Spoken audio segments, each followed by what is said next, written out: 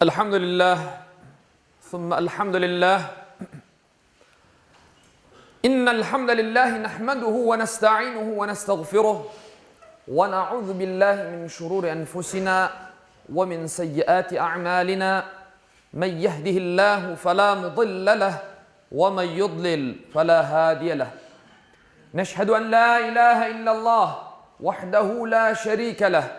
ونشهد أن سيدنا وسندنا ومولانا محمدا عبده وحبيبه ورسوله أما بعد فيا عباد الله اتقوا الله وأطيعوا إن الله مع الذين اتقوا والذين هم محسنون قال الله تعالى في محكم كتابه الكريم بسم الله الرحمن الرحيم والفجر وليال عشر صدق الله العظيم.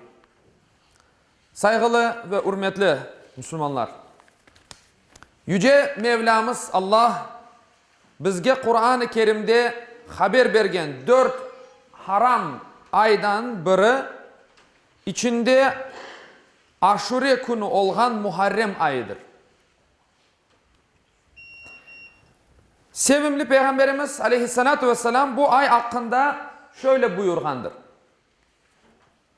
Ramazan ayından son tutulgan en faziletli oraza Muharrem ayında tutulgan orazadır dep buyura.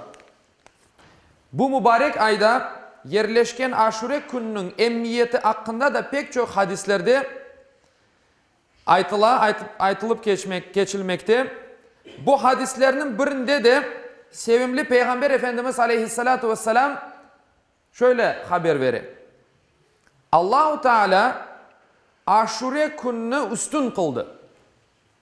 Köklerini, yerini, dağlarını, denizlerini, yıldızlarını, arşını, meleklerini ve Adem Aleyhisselam'ını Aşure gününü yarattı.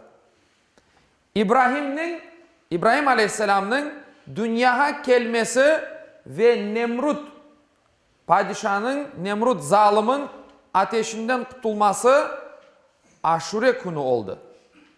İbrahim Aleyhisselam'a oğlu yerine koçkarını Yüce Allah bu günde hediye etti.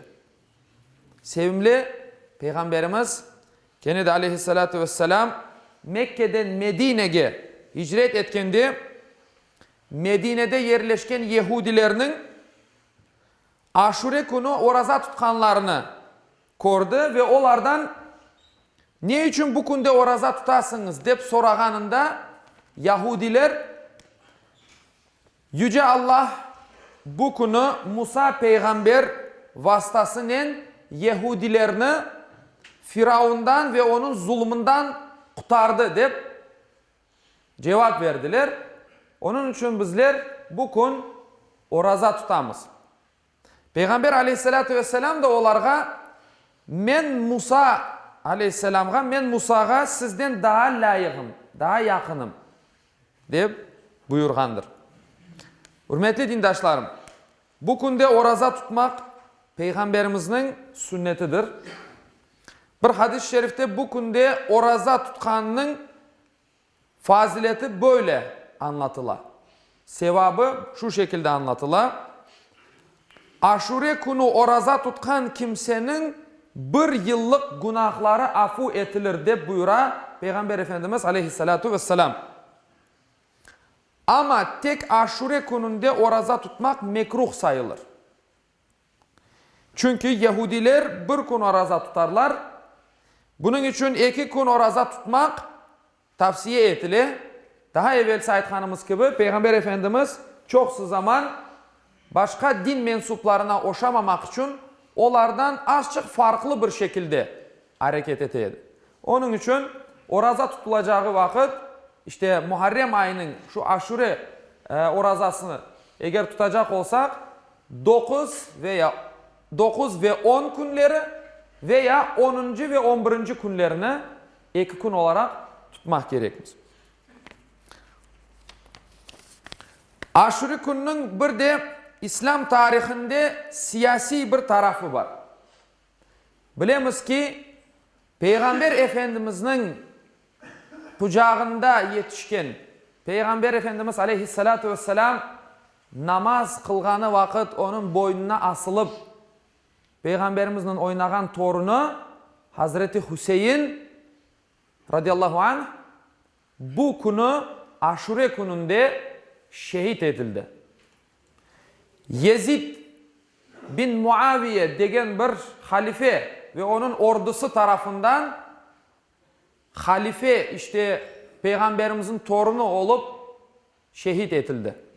Onun için bu gün Müslümanlar için hem böyle tarihini öğrenmek, sevinme, bereket günleridir.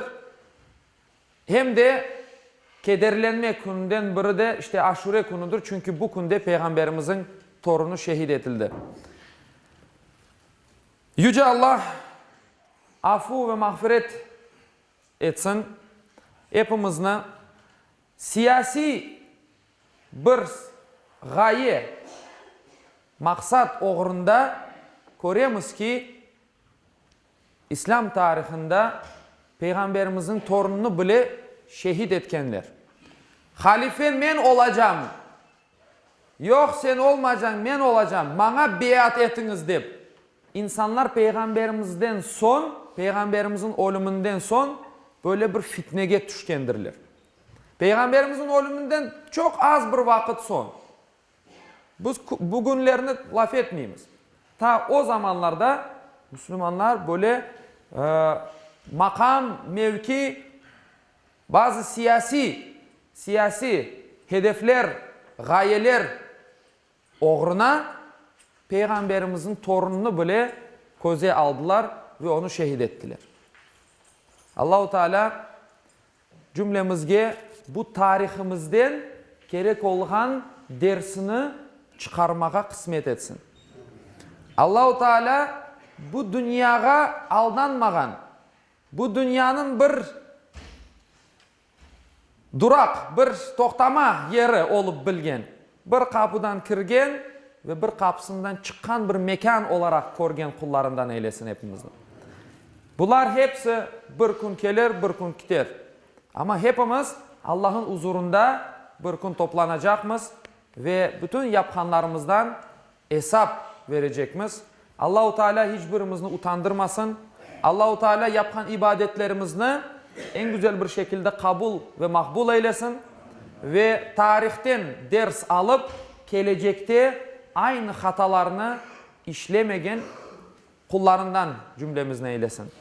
Ela inna ahsanal kelam ve ablaghan nizam kelamullahil melikil azizil allam kema kâle Allahu tebâreke ve teâlâ fil kelam ve izâ kuri'al Kur'an fastemi'û leh ve ansitû leallekum turhamun.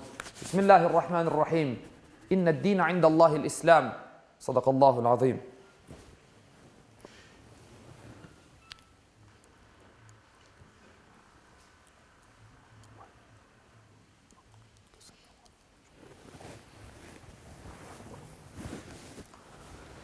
الحمد لله حمد الكاملين والصلاة والسلام على رسولنا محمد وعلى آله وصحبه أجمعين تعظيما لنبيه وتكريما لفخامة شان شرف صفيه فقال عز وجل من قائل مخبرا وآمرا إن الله وملائكته يصلون على النبي يا أيها الذين آمنوا